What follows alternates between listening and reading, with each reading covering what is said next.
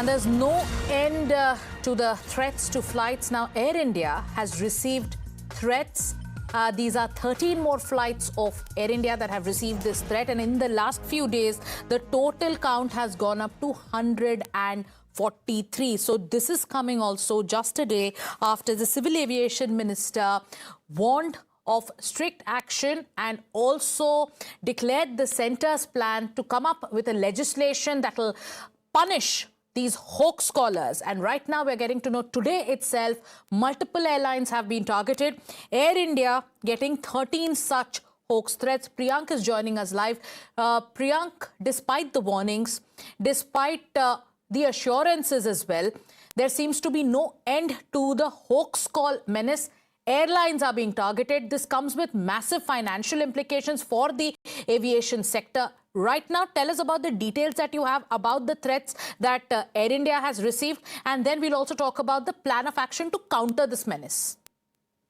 Sagadika, the number has increased now. It's 154 because 11 more flights from the Vistara Airlines have also received the threat.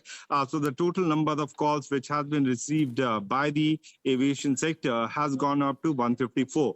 If you calculate about since last evening, there have been 54 threats which have been sent. And what is very interesting to be seen that these email IDs, which are the generally, change into the Twitter handles, are from those people who have been indulged in several genocide, and they have been involved in mass killing, or the one of the caller or the informer on the social media platform was also on the basis of a Japanese game. So well-researched Twitter handles being made to give a big threat.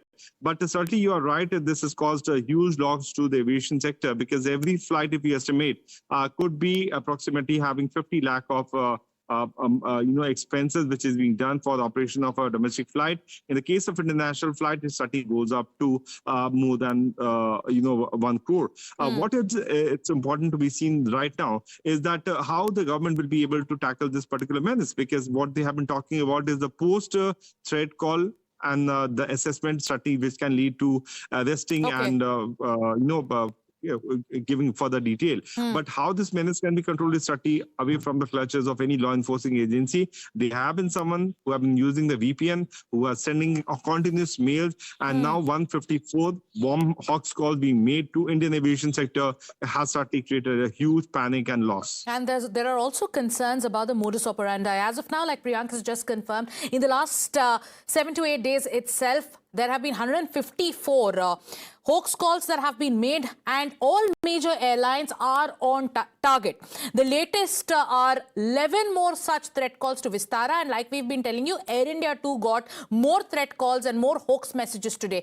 Priyank, tell us about the modus operandi. What has been noticed? Is there a pattern? Because when the Civil Aviation Minister spoke about this, this issue, he said that in most cases, what has been found out that these are pranksters who are doing this. So is there a modus operandi, or are agencies looking at a certain kind of pattern that's emerging? Sagadika, in the initial call, there was a personal enmity angle, and someone wanted to take revenge from Chhattisgarh. That's why that has been quoted by the aviation minister. But there has been a certain pattern, because the flight are in every set of the threat, tweet is coming out with 10 to 11 flight details. So these are the flights which are operating either from national capital or they are being bound to the national capital.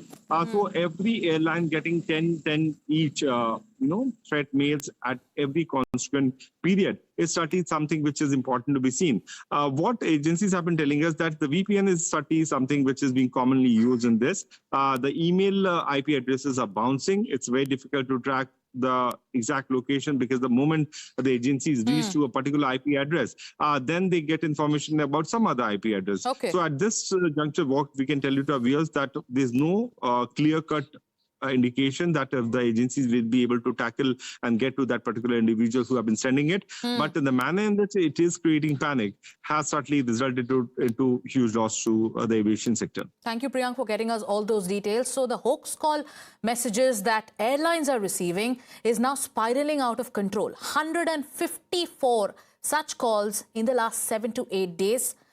The Civil Aviation Ministry is mulling a very strong legislation. We'll tell you more about that. But time now for us to shift our focus to another big story.